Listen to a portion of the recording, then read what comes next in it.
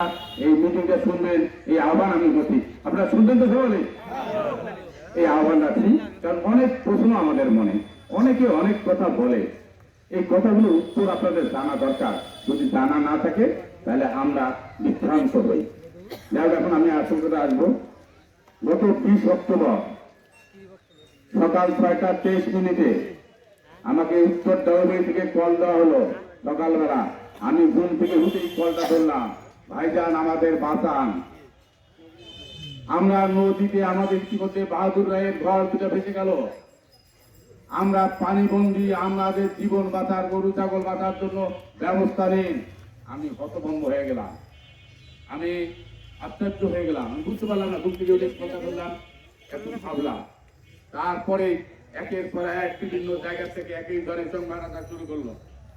আমি উপায়ন্ত না দেখে সভাপতিকে জানালাম যে তিস্তা পারে হঠাৎ এই বন্যা, মানুষ পানিবন্দী আছে, শত শত বাড়িঘর, একের পর এক বাড়িঘর ভেসে যাচ্ছে, ভেঙে নয় ভেসে যাচ্ছে নদীর স্রোতে।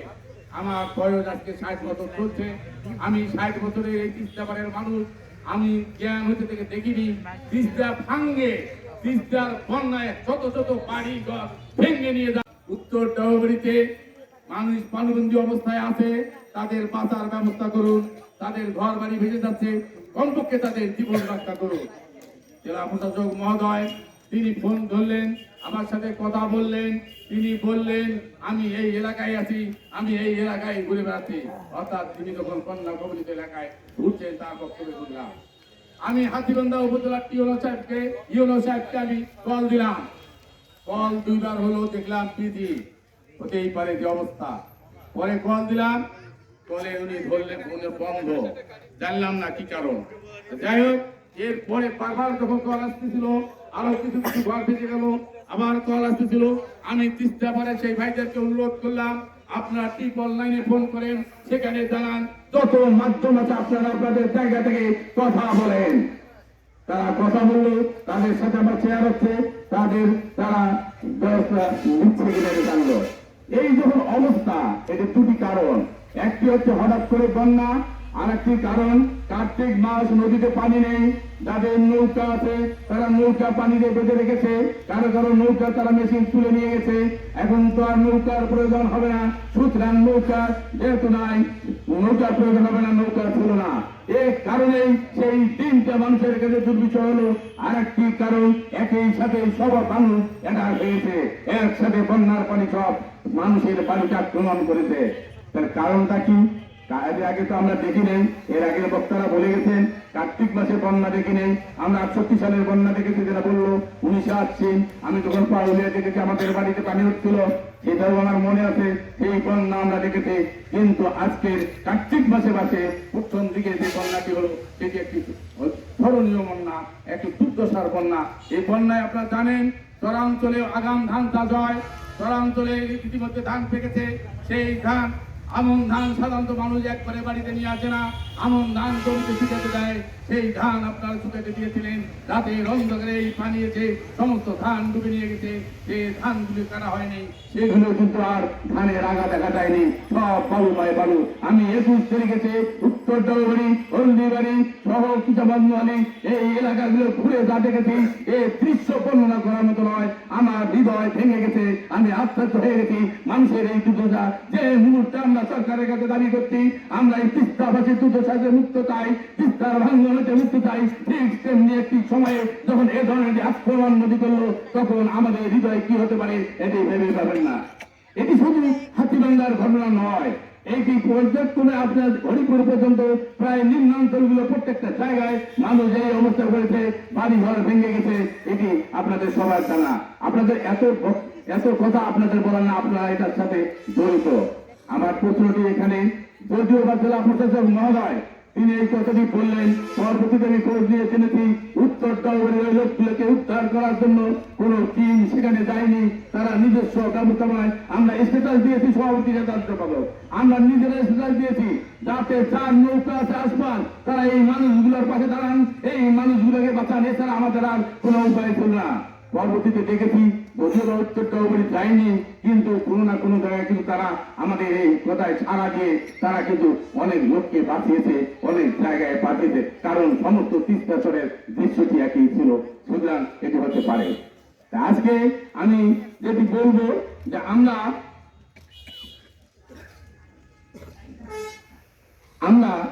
এখানে যারা আজকে এই তিস্তা বাঁচাও নদী বাঁচাও আন্দোলন সংগ্রামটা করছি, অনেকের মনে অনেক প্রশ্ন, বিশেষ করে আমার এলাকায় যখন আমি আছি, হাতিবান্ধা যাই, এখানে আছি, অনেকের রাজনৈতিক বিষয় নিয়ে আমাকে প্রশ্ন করে।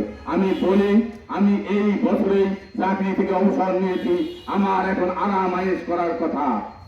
আজকে আমার যে সভাপতি, তিনি একটি কলেজের অধ্যক্ষ, তিনিও অবসর গ্রহণ করেছেন। আমিও শিক্ষক, তিনিও শিক্ষক। আমরা কোন রাজনৈতিক পরিচয়ে আপনাদের সামনে আছি নাই। আমরা এসেছি আমাদের জীবনের টানে। আমি এসেছি আমার ভাই তার যেটি এই গ্রামে থাকে তাকে রক্ষা করার জন্য। আমি জানি যে বন্ধুটি আমার সাথে স্কুলে পড়েছে, সে এই তিস্তার যুদ্ধ চায়, তার যে অবস্থা, সে অবস্থা থেকে উদ্ধার করার জন্য আমরা এসেছি। আমরা আন্দোলন করছি। আমার যে গ্রামবাসী ভুক্তভোগী, তাদের অসহায় মুখের দিকে তাকালে আমার মন ভেঙে যায়। যখন তাদের মুখের দিকে তাকাই এলাকায় যায়, তখন আমার মনে হয় যে কটা দিন আমরা বেঁচে আছি, আমি চাই আমাদের জীবন তো শেষ হয়ে গেছে। এখন আমি চাই এই মানুষগুলির সন্তানরা যেন আর কোনদিন এই দুর্দশাগ্রস্ত না হয়, সেই জায়গা থেকে আমরা উদ্ধার না করা পর্যন্ত এই সংগ্রাম আমরা চালিয়ে যাব। আমি বলছি, আমরা এই জন্য বলি 20 তারিখে বন্যা হয়েছে। এই বন্যায় কোন কি জল থেকে পানি গেছে? যে একটি আওয়ামী লীগের বাড়ি, এরা পাওয়ারফুল সরকার আছে, এদের কাছে পানি যাবে না? এরা বিএনপি করে, এরা জাতীয় পার্টি করে, এরা জাসদ করে, এরা ওয়ার্কার্স পার্টি করে, এদের বাড়িতে যাবো না? এরা রাজনীতিবিদ করছে না? তাহলে তিস্তা যখন বন্যা হয়, তিস্তা যখন ভাঙ্গে, দল মত হিন্দু মুসলমান বৌদ্ধ খ্রিস্টান কিছুই মানে না। আজকে আমাদের প্রশ্ন, আমরা তারা দাঁড়িয়ে কথা বলছি, তিস্তার 2 তীরে 115-230 কিলোমিটার ব্যাপী প্রতিদিন আমরা কোন না কোন জায়গায় আপনাদের সঙ্গে গণসংযোগ করছি, কথা বলছি, আপনাদের কাছে এই মতামত আমরা নিচ্ছি। কিন্তু আজকে আমরা বলি, আমাদের কোন দল মত নির্বিশেষে আমাদেরকে ঐক্যবদ্ধভাবে এই নদীর মোকাবেলা করতে হবে। সেই জন্য আমাদের দল তিস্তার দল। কোন দল? আমরা তিস্তার দল। আমরা রাজনৈতিক দল করতে আসি নাই। আমি এমপি হতে আসি নাই, আমি বুঝার চেয়ারম্যান হতে আসি নাই, চেয়ারম্যান হতে আসি নাই। আমি চাই তিস্তার 2 তীরে যে উপজেলাগুলো আছে, যে লক্ষ লক্ষ মানুষ আছে, সেই মানুষগুলোকে দুর্দশা থেকে মুক্ত করার জন্য আজকে আমরা এসেছি, রাজপথে নেমে এসেছি। আমরা এটা দিয়ে বেঁচে আসবো। আপনাদের প্রশ্নের জবাব আমি দিয়ে দিচ্ছি। আপনারা যে দল করেন, কোন কারণে যদি মনে হয় আপনাদের আমাদের প্রতি আস্থা নেই, আপনারাও মাঠে নামুন, আপনারাও সরকারের কাছে দাবি করুন।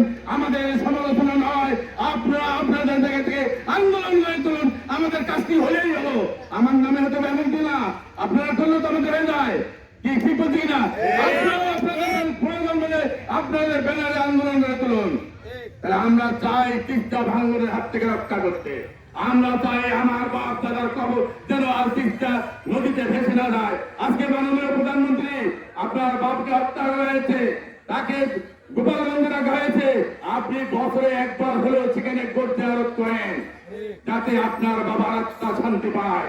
আমি শফিয়া রহমান, আমার বাবা তিস্তার, আমার বাবার কবর তিস্তা নদীতে বেঁচে গেছে।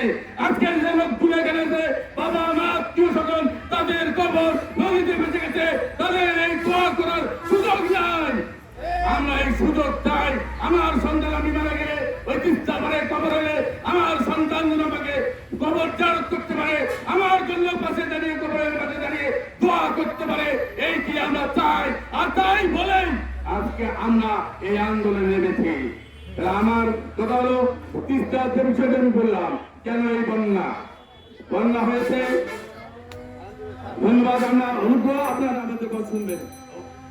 আমরা আশা করেছিলাম গত বছর ডিসেম্বর মাসের 16 ডিসেম্বরে উদ্বোধন হবে। আমরা এ জেনেছি, আমরা খুশি হয়েছি। যখন আমরা জানতে পারলাম আমাদের প্রতিবেশী রাষ্ট্র, আমাদের বন্ধু রাষ্ট্র, যারা স্বাধীনতা যুদ্ধে আমাদেরকে আশ্রয় দিয়েছে, খাদ্য দিয়েছে, সহযোগিতা করেছে, রক্ত দিয়েছে, সেই বন্ধু রাষ্ট্রের চীনের সাথে তাদের হয়তো নিজেদের মধ্যে কোনো দ্বন্দ্ব থাকতেই পারে। সেই বিষয়টিকে নিয়ে তারা বাংলাদেশে যাতে পরিকল্পনা না হয় সে ধরনের একটি বক্তব্য যখন আমরা দেখতে পাচ্ছি, বাধা যখন আমরা দেখতে পাচ্ছি, এবং এছাড়াও বাংলাদেশেরও একটা শ্রেণী আছে যারা পরিবেশের কথা বলে, যারা মাছ পশু পাখির কথা বলে, মানুষের কথা বলে না। নদীকে বাঁচাও, নদীর মতো করে চলে যাবে, পাখি থাকবে, গাছ থাকবে, সুতরাং নদী বাঁধা যাবে না, নদীতে ব্রিজ দেওয়া যাবে না, নদীর এটা করা যাবে না। অর্থাৎ এই ধরনের বক্তব্য থেকে বুঝেছে পরিবেশবাদীদের আছে।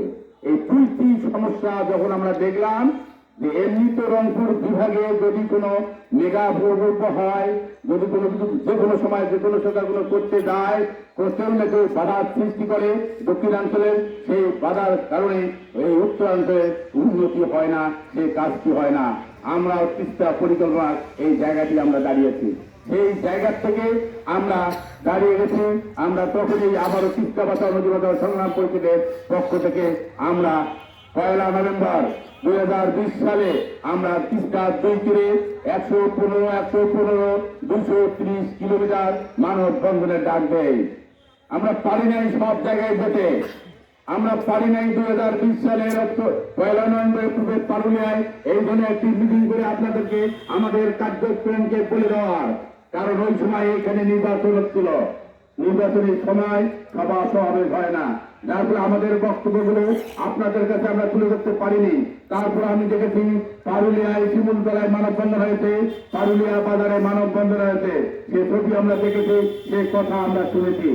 তাহলে 1 মার্চের যে মানববন্ধন, সেই 1 নভেম্বরের যে মানববন্ধন, সেই মানববন্ধন ইতিহাসে এই মানববন্ধন এমন একটি মানববন্ধন বাংলাদেশের ইতিহাসে তো নয়, বিশ্বের ইতিহাসে নদী নিয়ে এত বড় মানব বন্ধন কোথাও হয়নি। এটি আমার কথা নয়, এটা মিডিয়ার কথা।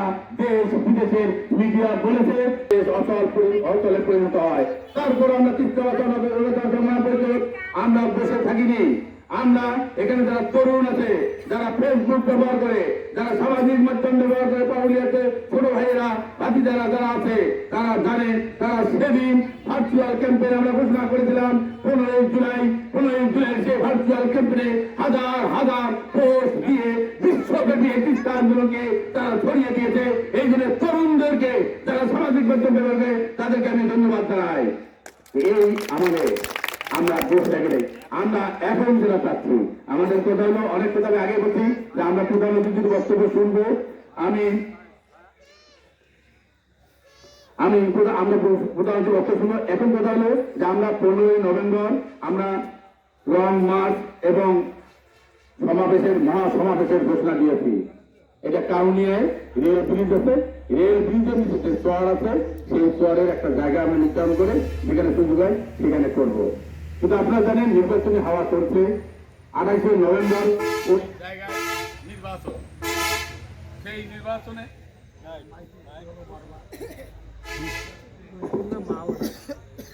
যেহেতু নির্বাচন চলাকালীন সময় সমাবেশ হতে দেবে না, করার নিয়ম নাই, নির্বাচনী আইন, সে কারণে আমাদের তারিখটি পরিবর্তন হবে। আমরা সম্মত একটি তারিখ আজকে এখানে বলে দেবো, আমাদের সভাপতি বলে দিবে। আমরা সেই প্রস্তুতি নিয়ে এগিয়ে যাচ্ছি। আমরা এখন পর্যন্ত 15 নভেম্বর তারিখের মধ্যে নির্ধারিত আছে, আমরা সেই লক্ষ্যে কাজ করছি, তবে এই তারিখটি পরিবর্তন হবে। তাহলে আপনারা যাবেন কিভাবে, আপনারা কিভাবে যাবেন? আমি সেদিন 21 তারিখে যখন উত্তরডবরে আসি, নৌকায় করে আসি, আমি যখন অনেককে জিজ্ঞেস করলাম, তারা বললো যে তারা মহাসমাবেশে যাবে। ভাই কিভাবে যাবেন চিন্তা করছেন? তারা বললো যে আমরা নৌকায় যাব। নৌকা তো এখান থেকে 50-60 কিলো হবে, কেমন করে যাবেন? বললো আমরা পিকনিক করব।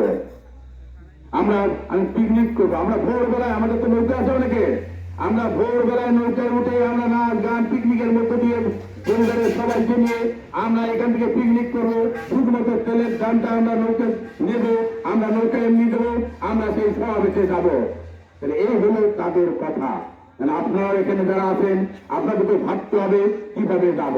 আমরা কোন বাংলাদেশের রাজনীতি একটা বিষয়, কোন সভা সমাবেশ মিটিং করতে গেলে টাকাওয়ালাদের টাকা ব্যয় করে। আপনাদের কি কাউকে আমরা টাকা দিয়ে নিয়ে এসেছি? তাহলে এটা টাকার ব্যাপার না। তাহলে আপনার কান্না আপনাকে কাটতে হবে। আমার অসুখ হয়েছে, আমি ডাক্তারের কাছে যাব। আজকে তিস্তাবাসীর অসুখ, তিস্তা নদী খনন করতে হবে। এই খনন না করলে আমরা বাঁচব না, আমার সন্তান বাঁচবে না। সেই কারণে আজকে তিস্তা পারের লোক সংগঠিত হয়ে নিজের অর্থ হয়ে নিজের চেষ্টায় আজকে কিন্তু মানুষ এই আন্দোলনে শুরু হয়েছে। তা আপনাদের কাছে আমার অনুরোধ, আপনারাও নিজের উদ্যোগে সেভাবে এগিয়ে যাবেন। তবে এই কাজটা করতে গেলে একটা তো ইঞ্জিন লাগবে, একটা ইঞ্জিন লাগবে। ইঞ্জিন যদি না থাকে তো কে নেতৃত্ব দেবে? আমি জানি সবাই এটার সাথে সংশ্লিষ্ট। আমরা এর জন্য তিস্তা পারে যতগুলো গ্রাম আছে, তিস্তা পারে যতগুলো ওয়ার্ড আছে, প্রত্যেকটা ওয়ার্ডে ওয়ার্ডে, প্রত্যেকটা গ্রামে গ্রামে আমরা কমিটি চাই। এই কমিটিতে একজন সভাপতি থাকবে, একজন সাধারণ সম্পাদক থাকবে, আর 19 জন সদস্য থাকবে। এই 21 সদস্য বিশিষ্ট কমিটি হবে। এরা হবে ইঞ্জিন, তাদের নেতৃত্বে কাজটি এগিয়ে দেবে এবং বাকি যারা আগ্রহী সবাই থাকবে সেখানকার সাধারণ সদস্য। এইভাবে আমরা কমিটি তৈরি করতেছি।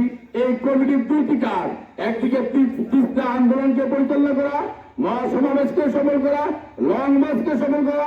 আর একটি কথা হলো তিস্তা মহাপরিচালনা হয়ে গেলেই আমাদের কাজ শেষ নয়। অতি গুরুত্বের সাথে এই কথাটি আপনাদেরকে এখনই ভাবতে হবে। এখন যদি আমরা ভাবনা ভুল করি, আমাদের গালি দিবেন আপনারা দুদিন পর, এই সফিয়ার পারুলের সবাই কি করে গেল, আমরা ফকির হয়ে গেলাম। তাহলে ভাবনাটা আপনার ভাবতে হবে। আগাম আমরা বলে দিচ্ছি, তিস্তা নদী খনন হবে, তিস্তা ইঞ্জিনিয়ারের পরিকল্পনা অনুযায়ী তিস্তা নদী খনন হবে, বিজ্ঞানসম্মত খনন হবে, এটা আমরা চাই। তিস্তা নদী যে জায়গা দিয়ে এখন প্রবাহিত হয় সব কি খাস জমি না? তাহলে আপনার আমার বাবার কেনা জমি, আমার কেনা জমি আজকে তিস্তা নদীর মধ্যে আছে। যে নদীটা আমি ভুট্টা বলাই, এই নদীর মৌসুমী নদী, 3 মাস নদী থেকে 9 মাস ভুট্টা, পেঁয়াজ, বাদাম, আলু আমরা আবাদ করি। তাহলে নদী নদী নয়, নদী আমাদের জমিও। সুতরাং এই নদী বাপের জমি নয়। এই জমি আজকে যদি রাস্তা বৃদ্ধি করে, রাস্তা যদি খুললে হয়, 2 তীরে তার যে অনুকাঠামো আছে, যে জমি যাবে সে জমির 3 গুণ টাকা সরকার দিতে বাধ্য এবং সরকার দেয়। আমরা পদ্মা সেতু হয়েছে, যে জায়গাগুলো নদীতে পড়েছে, যে জায়গাগুলোতে রাস্তাঘাট হয়েছে, প্রত্যেকে ওই জমির 3 গুণ টাকা পেয়েছে। আমরাও জানি, আমরাও এই দেশের নাগরিক, আমরা আমাদের বাপদাদার জমি এই নদীতে আছে, এই জমির টাকাও আমাদের আদায় করে থাকতে হবে। যদি আমাদের শক্তি না থাকে, দালাল দুর্নীতিবাজ, আপনারা জানেন এই ভূমিদস্যুরা, এই দুর্নীতিবাজরা, এরা কিন্তু আমাদের টাকা তুলতে দেবে না, এরা টাকা মেরে খাবে। এটার থেকে রক্ষা পেতে হবে। আপনি কথা বলতে পারবেন না। আজকে সবচেয়ে কথা বলতে ওদের আমার খাওয়া থাকবে না, ওরা আসি সামনে ছেড়ে দিতে হবে। যেহেতু ত্রাণ আছে, ওখানে লাভ আছে, ওখানে ত্যাগ নাই, তারা সেদিন দাঁড়াবে, আপনাকে কথা বলতে দেবে না। এরা কিভাবে রুখবো? আমরা রেডি আছি, আমরা রুখবো। রোখার জন্যই আমরা তিস্তা আন্দোলন করছি, রোখার জন্য মানুষকে সচেতন করছি, রোখার জন্য আমরা তৈরিতে সংঘবদ্ধভাবে গঠিত হচ্ছি। যদি কোনো দুর্নীতিবাদ, চাঁদাবাদ, যদি কোনো সন্ত্রাসমূলক কাজ করে, তারা যদি জমির থেকে আত্মসাৎ করার চেষ্টা করে, আমরা রুখে দাঁড়াবো। রুখে দাঁড়াতে হলেই আমাদের প্রয়োজন প্রত্যেকটা গ্রামে গ্রামে কমিটি গঠন করা। তাহলে একদিকে তিস্তা মহাপরিচালনা বাস্তবায়ন আন্দোলন, আর একদিকে আমার জমি যখন নদীতে পড়বে, আমার জমি থেকে যে দালালটা তুলে নিতে চায়, তাহলে আমরা সেখানে বাধা সৃষ্টি করবো, আমরা শক্তি হিসেবে দাঁড়াবো। আমরা ইউনো অফিস ঘেরাও করবো, আমরা ডিসি অফিস ঘেরাও করবো, বিভাগীয় কমিটি অফিস ঘেরাও করবো, দরকারে ঢাকায় ছুটবো। তবু আমরা বাপ দাদার বিচার জমি টাকা আদায় না করে ছাড়বো না। কোন দালালকে আমরা এই সুযোগ দেবো না। তালিকা আমাদের কমিটি করার দরকার আছে। তাহলে আপনাদের কাছে উদাত্ত আহ্বান, আপনারা এখানে যারা নেতৃত্ব দিচ্ছে, আমরা চাই তিস্তা পারের দিশেহারা মানুষ, দুর্দশাগ্রস্ত মানুষের নেতৃত্ব দেবে। তাহলে সেই আন্দোলন পিছিয়ে যাবে না, সেই আন্দোলন সফল হবে। কেউ এখানে ভাগ বসাতে পারবে না। আর যদি আপনারা দালাল বাপ্পারকে কমিটিতে আনেন, দুর্নীতিবাজদের নেন, আপনাদেরকে দুতুল্য মেলা ফেলবে, আপনাদের আন্দোলন সফল হলো, আপনারা লাভবান হতে পারবে না। এই জন্য আমরা বলি, তিস্তা পারের নদী ভাঙানো, তিস্তা পারের কষ্ট করানো, তিস্তা পারের সরবরাহ হলো, তারাই এই কমিটিতে দেখবে, তারাই এই পরিচালনা করবে, তারাই নিজ করতে যাবে। যেমনি ভাবে তারা নিজের সন্তান বউকে অ্যাম্বুলেন্স ছাড়া কাজের মধ্যে নিয়ে তারা চিকিৎসালয়ে নিয়ে যায়, তেমনি ভাবে তারা নিজ করবে এই আন্দোলনকে পরিচালনা করবে, এই বিশ্বাস আমি আর আপনাদের প্রতি আছে। এই জন্য আমি চাই আপনারা অবশ্যই কমিটিগুলো করবেন, এই কমিটি করে আমাদের দেবেন, আমরা সেটা আমরা দেব। আমি আরেকটি কথা বলবো, যে যেহেতু বললাম যে আমরা কি চাচ্ছি, ক্ষতিপূরণ চাচ্ছি, আমি একটা লোকাল কথা বলি। গত 15-20 দিন আগে, আপনার 2 মাস আগে পত্রিকায় দেখে দেখবেন মাননীয় প্রধানমন্ত্রী আমাদের 6 দফার একটা দফা আছে, 3 দফা নদী ভাঙন লোকদের পুনর্বাসনের ব্যবস্থা করতে হবে। অর্থাৎ একটা ক্রাইটেরিয়া দেওয়া আছে 40,000-50,000 টাকা প্রত্যেকটা পরিবার পাবে নদী ভাঙ্গা। এটা আগে ছিল না, আমাদের 3 দফায় আছে, সরকার এটা একটা প্রাজেক্ট করছে। এখানে ইউনিয়নের চেয়ারম্যান সহ 9 সদস্য বিশিষ্ট কমিটি থেকে তারা ওই নীতিমালার আলোকে তাদের দিবে। আমি জানি না হাতিবান্ধা উপজেলায় কোন ইউনিয়ন কত লক্ষ টাকা পেয়েছে, এখানে যারা নদী ভাঙ্গা লোক আছে কে কে পেয়েছে আমি জানি না। আপনাদের খোঁজ রাখতে হবে প্রকৃত লোকরা পেয়েছে কিনা। আমি কোনো একক ইউনিয়ন বলছি না, আমি 230 কিলোমিটারের এই আহ্বান জানাচ্ছি। আপনাদের চাওয়া পাওয়াকে আপনারা খোঁজ নেন, আপনারা চাওয়া শেখেন, আপনারা দেখেন কারা ঠকাচ্ছে সেই জায়গাগুলো দেখেন। অবশ্যই প্রত্যেকটা ইউনিয়নে একটা বড় বরাদ্দ আছে, 2 লাখ সবাই পাবো না এটা আমরা জানি, কিন্তু যে পেয়েছে সে কি আসলে পেয়েছে এই বিষয়গুলো সবাই নিজের নজরে রাখেন। যারা যে ইউনিয়ন থেকে এসেছেন নিজ নিজ ইউনিয়নে খোঁজ নেন। আমাদের সুস্থার হতে হবে, আমরা আর বসে থাকতে চাই না, আমাদের ঠকিয়ে খাবে, আমাদের নিঃস্ব করে দেবে, এটা আর আমরা চাই না। তা আমি আমার বক্তব্য দীর্ঘায়িত করবো না, আমি আগেই বলছি আমি বক্তব্য বেশি দীর্ঘ না। আমাদের সভাপতি বিশদভাবে গোটা বিষয়টা বলবে, আপনার ধৈর্য ধরে শুনবেন। এই আহ্বান রেখে আমি আবারও বলছি, আমরা কোনো রাজনৈতিক দলের দালাল নই, আমরা কারো বাদে করতে আসিনি। আপনি আমার জীবন, যে জীবন রক্ষার জন্য, জমি রক্ষার জন্য, আবাস রক্ষার জন্য, সন্তানকে মানুষ করার জন্য, স্কুল কলেজের তৈরির জন্য, হাসপাতাল নির্মাণের জন্য, রাস্তাঘাট নির্মাণের জন্য, তিস্তা খননের এই কাজগুলো সম্ভব বলেই আমরা এই আন্দোলন করছি। যেই সরকার থাক এই আন্দোলন দাবি আদায় না পর্যন্ত আমরা এই আন্দোলন চালিয়ে দেবো।